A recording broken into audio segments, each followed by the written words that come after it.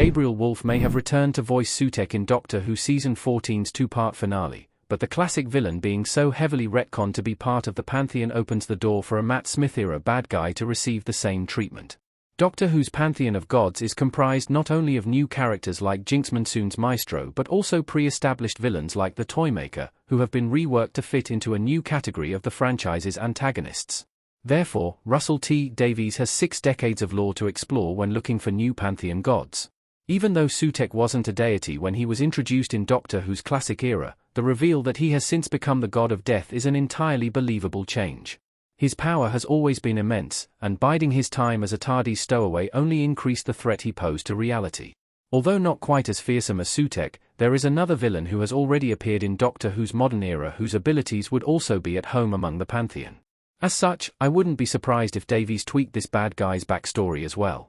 The Dream Lord from Amy's Choice could secretly be a member of Doctor Who's Pantheon. Toby Jones' Doctor Who character could turn out to be the Pantheon's god of dreams. The Dream Lord standing over the TARDIS control panel in the Doctor Who episode Amy's Choice.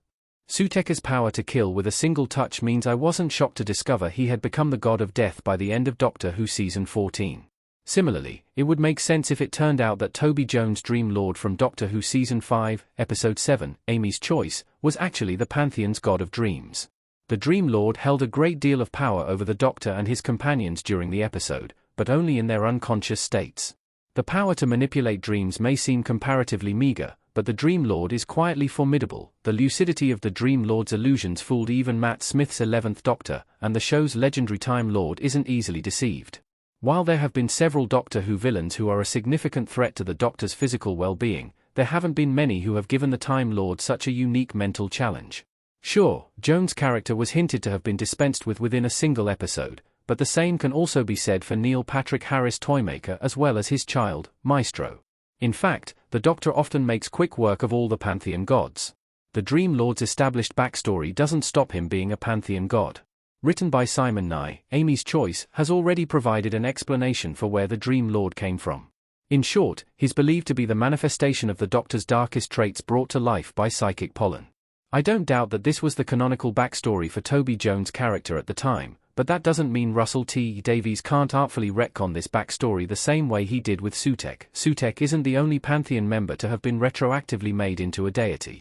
Along with the Toymaker, Davies has also pulled the Mara from Doctor Who's classic era into the show's new post-revival age as the god of beasts. The Trickster is also confirmed to be the god of traps during Sutekh's return. The Trickster's debut was in Davies' Doctor Who spin-off, The Sarah Jane Adventures, in 2009. So, there is a strong precedent for Davies' writing decisions in this regard, which opens the door for the Dream Lord to join forces with Sutekh and company. A rematch between the Doctor and the Dream Lord should happen whether the villain is a Pantheon god or not. A comeback by Toby Jones doesn't have to tie into Davies' Pantheon storyline. The Dream Lord was a standout villain in Matt Smith's era as the 11th Doctor, and I'm genuinely surprised that Toby Jones hasn't yet come back to reprise his Doctor Who role. He posed a fascinating threat to the Doctor, and a show with so much history can rarely introduce such a fresh antagonist. It would be great to see the Dream Lord come back for another round, and the Pantheon provides the perfect opening for such a rematch to happen. That said, I would welcome any return from the Dream Lord. Doctor Who thrives on recurring villains, but some return far too often while others are left to languish in the shadows. The Dream Lord falls into the latter category, and because he isn't a corporeal being, his apparent defeat at the end of Amy's Choice means his exit need not be permanent. Plus, Toby Jones is just great at playing villains, and the actor has carved out an impressive niche for himself in that field. He's fantastic in Amy's Choice, and I'm sure he'd be just as good, if not better, if he returned to Doctor Who.